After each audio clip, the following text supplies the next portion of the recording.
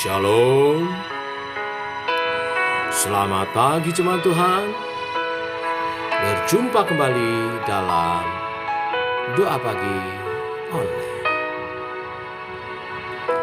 Tak selalu Tuhan menjawab doa, namun Dia beri yang terbaik di waktu yang tepat. Izinkanlah Tuhan untuk bekerja, yang mustahil menjadi mungkin oleh karena percaya. Yesus mendengar lebih dari yang kudoakan. Yesus menjawab lebih dari yang kuharapkan. Dengan caranya di waktu yang tepat, ku kan melihat Dia jadikan semua.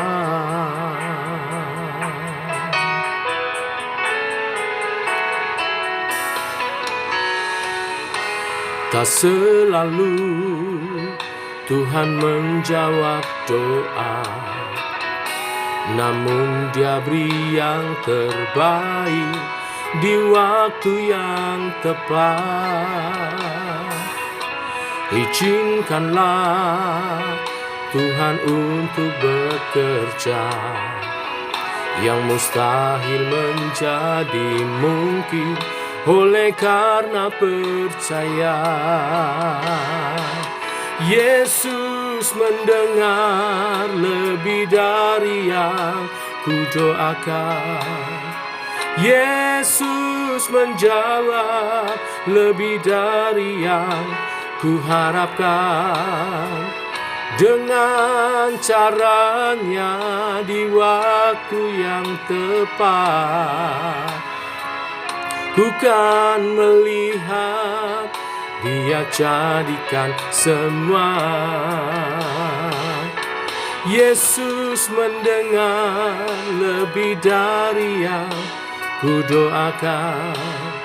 Yesus menjawab lebih dari yang kuharapkan.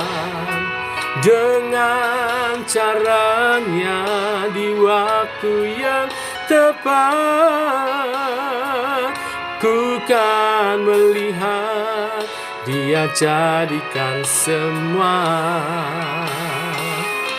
Yesus mendengar lebih dari yang kudoakan. Yesus menjawab lebih dari yang kuharapkan. Dengan caranya di waktu yang tepat,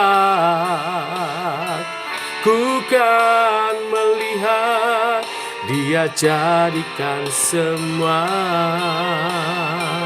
Ku kan melihat Dia jadikan semua.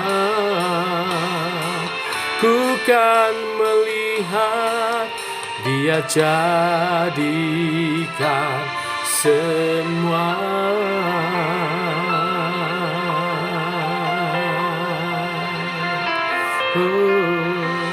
Ku percaya.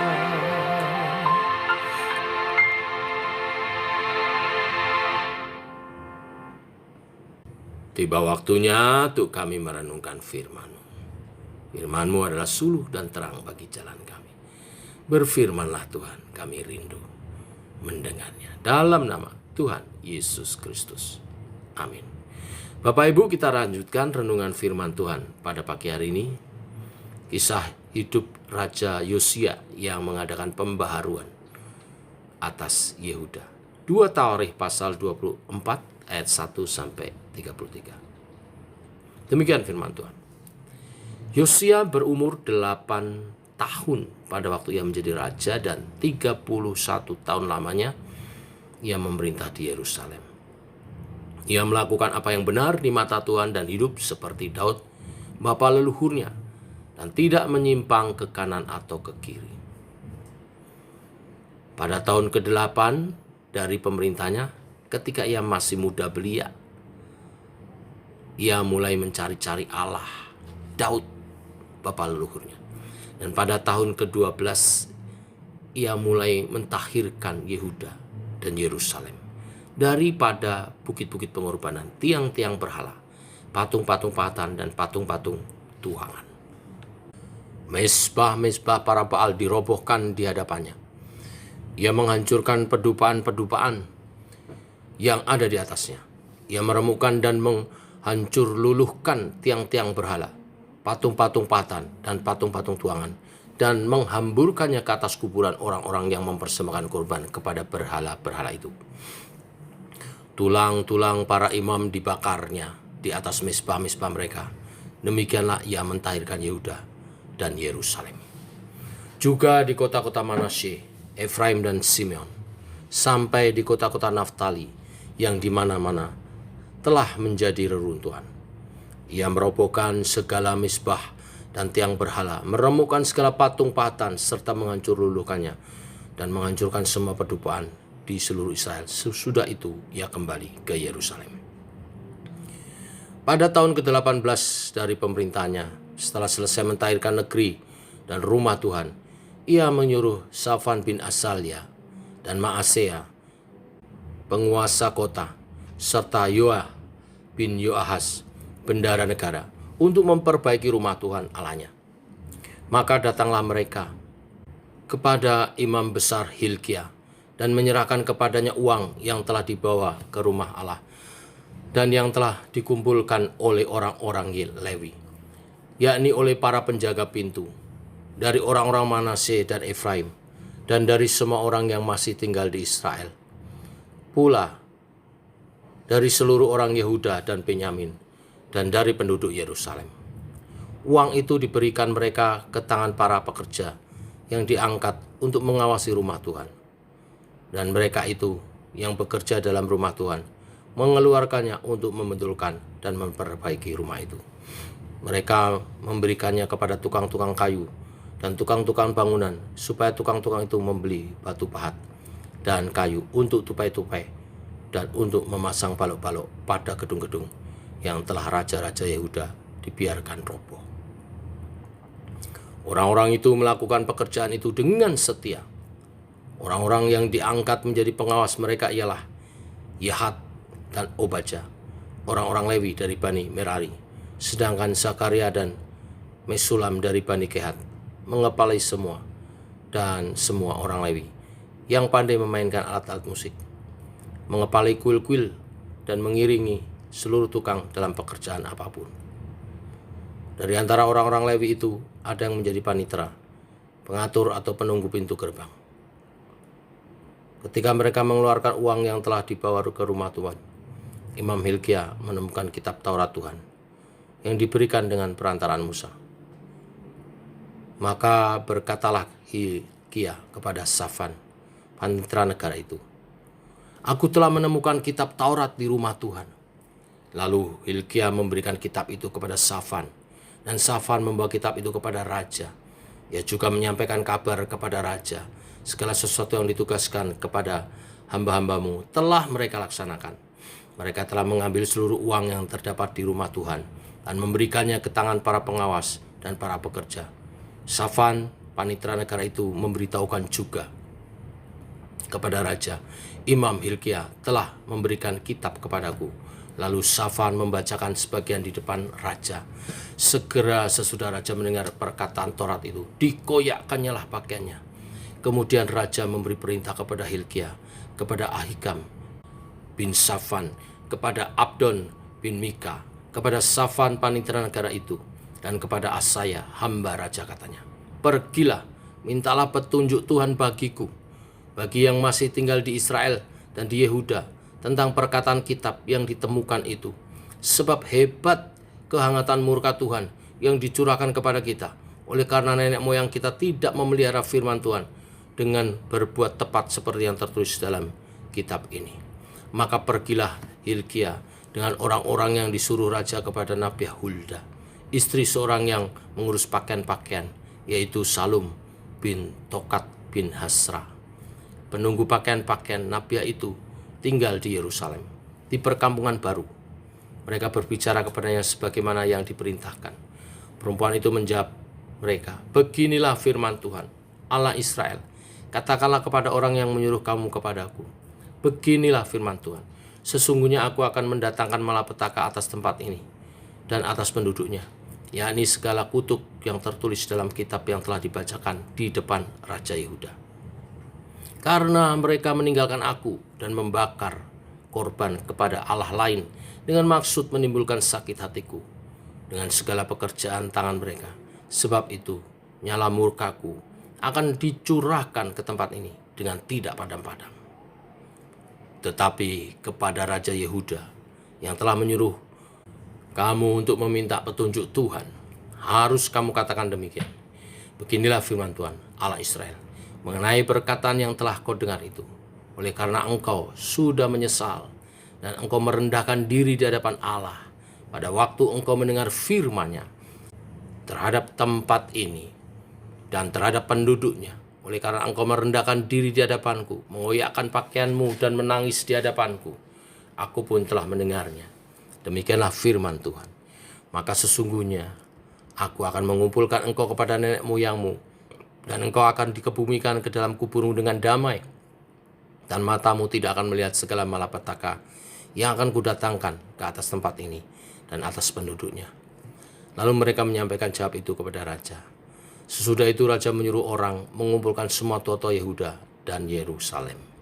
Kemudian pergilah raja ke rumah Tuhan bersama-sama semua orang Yehuda dan penduduk Yerusalem, para imam, orang-orang Lewi, dan seluruh orang awam, baik yang besar maupun yang kecil. Dengan didengar mereka, ia membacakan segala perkata dari kitab perjanjian yang ditemukan di rumah Tuhan itu. Sesudah itu berdirilah raja pada tempatnya, dan diikatnyalah perjanjian di hadapan Tuhan untuk hidup dengan mengikuti Tuhan dan tetap menuruti perintah-perintahnya, peraturan-peraturannya, dan ketetapan-ketetapannya dengan segenap hatinya dan dengan segenap jiwanya, dan untuk melakukan perkataan perjanjian yang ditulis dalam kitab itu. Ia menyuruh semua orang yang berada di Yerusalem dan Benyamin ikut serta dalam perjanjian itu. Dan penduduk Yerusalem berbuat menurut perjanjian Allah, yakni Allah nenek moyang mereka. Yosia menjauhkan segala dewa kekejian dari semua daerah orang Israel dan menyuruh semua orang yang ada di Israel beribadah kepada Tuhan, Allah mereka. Maka sepanjang hidup Yosia, mereka tidak menyimpang mengikuti Tuhan, Allah nenek moyang mereka. Amin. Bapak Ibu, Raja Yosia bukan perintis utama reformasi kerohanian dan mental bangsa Israel. Sebelumnya telah ada Raja Uzia, Raja Yotam, Raja Hizkia, dan beberapa raja yang lain. Tetapi yang membedakan Yosia dengan raja-raja ini yang kita baca tadi, yang pertama, Yosia adalah raja yang termuda sebagai raja yang membawa reformasi kerohanian atas bangsanya. Di usia 8 tahun, ia memerintah sebagai Raja Yehuda. Dan di tahun ke-8 pemerintahannya, artinya umur 16 tahun, ia bukan hanya melakukan apa yang benar di mata Tuhan, tetapi juga menetapkan hatinya untuk hidup takut akan Tuhan. Dikatakan di usia yang belia, sangat muda, ia memahami pentingnya hati yang terarah kepada Allah. Dan itu diwujudkan dalam tindakan yang konkret. Ia beribadah kepada Tuhan. Sebelumnya ia menghancurkan segala patung berhala sampai tidak tersisa. Tujuannya untuk menjauhkan orang Israel dari kembali jatuh kepada dosa perzinahan rohani. Poin 1 ini diteguhkan di 1 Timotius 4 ayat 12. Jangan seorang pun menganggap engkau rendah karena engkau muda, tetapi jadilah teladan dalam perkataanmu, dalam tingkah lakumu, dalam kasihmu, dalam kesetiaanmu, dan dalam kesucianmu. Ini menunjukkan orang muda bisa hidup sungguh-sungguh dalam Tuhan dan bisa jadi pemimpin yang baik. Puji Tuhan, calon wakil presiden kita seorang yang muda. Kita berdoa dengan kemudaannya dia boleh jadi teladan dan bawa kemajuan atas bangsa kita. Demikian anak-anak muda di JKI SMA juga harus bisa jadi teladan maju di dalam Tuhan. Yang kedua, Bapak Ibu, di zaman Raja Yosia ini ditemukan kitab Taurat yang telah hilang. Jika kita lihat sekilas penemuan kitab itu, memang kelihatannya tidak secara sengaja, yaitu ketika merenovasi rumah Tuhan. Tetapi saya yakin tidak ada kebetulan bagi Tuhan. Saya yakin inilah waktu Tuhan memulihkan kerajaan Israel dan Yehuda melalui Yosia. Sengaja Tuhan menyimpan sedemikian lama kitab ini sampai ketemu raja yang berkenan di hatinya. Saat kitab itu dibacakan, apa reaksi Yosia? Perasaan takut dan gentar akan Allah dan hukumannya. Ia mengoyakkan pakaiannya sebagai ungkapan berduka, sedih, putus asa atas segala dosa-dosa bangsanya. Dan kemudian ia memohon pengampunan. Lalu dengan segera ia mengutus Imam Hilkiah meminta petunjuk Tuhan baginya. Tindakan Yosia menyenangkan hati Tuhan. Dan ia berjanji tidak akan mendatangkan malapetaka selama Yosia hidup. Artinya nubuatan kitab itu pasti terjadi, tapi tidak di zaman Yosia. Di zaman nanti raja-raja yang memberontak dan rakyat yang memberontak. Di sini kita lihat Allah tidak tertidur. Dengan kesabaran dan kasih-Nya, Ia mengamati segala yang dilakukan umat-Nya. Melalui kuasa-Nya Ia menahan laju kejahatan dengan mengutus orang-orang yang telah dipersiapkannya menjadi alat pembaharuan dan membawa perdamaian. Ketika Yosia, raja yang takut akan Tuhan dan berketetapan hidup untuk hidup seturut kehendak Tuhan, hadir, Tuhan pun membuka kitab-Nya supaya terjadi pertobatan. Allah mencari orang-orang yang mau jadi alat pembaharuannya. Biarlah kita selalu siap sedia mempersiapkan diri dan berkomitmen kuat untuk dipakai sebagai alat pembaharuannya. Tuhan memberkati. Mari kita berdoa. Bapa, kami mengucap syukur oleh kasih dan rahmat-Mu, firman-Mu ajaib. Pagi hari ini Engkau membukakan kebenaran firman-Mu. Orang muda bisa dipakai Tuhan luar biasa. Saat ia menyerahkan hatinya dan berketetapan untuk memuliakan Tuhan, hidup benar bagi kemuliaan nama Tuhan. Sebagaimana Tuhan memakai Yosia, hamba-Mu berdoa, Engkau pakai anak-anak muda di JKI SMA untuk membawa perubahan bagi generasinya. Sebagai generasi penyembah Tuhan, sebagai generasi yang takut akan Tuhan, generasi yang hidup memuliakan nama Tuhan.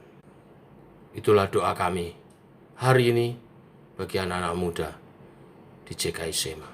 Pegang hidup mereka Tuhan, sejak dari muda, berkati dengan kerohanian, dengan takut akan Tuhan, dengan teladan yang baik. Berkati masa depan mereka, studi, juga pekerjaan mereka. Tuhan angkat anak-anak muda, hidup kudus memuliakan Tuhan, punya tujuan rohani, dan berhasil sukses di bidangnya. Hamba-Mu berdoa memberkati anak-anak kami dalam nama Tuhan Yesus. Menjadi seperti Yosia yang menjadi pemimpin sejak dari muda sampai akhir hidupnya, diberkati oleh Tuhan. Karena hatinya lembut, hatinya penuh kasih kepada Tuhan, rendah hati, dan bersahaja di hadapan Tuhan dan sesama. Tuhan memberkati. Dalam nama Yesus kami berdoa. Amin. Ini doa pagi kita, Bapak Ibu Saudara sekalian. Selamat pagi, selamat berjalan bersama dengan Tuhan.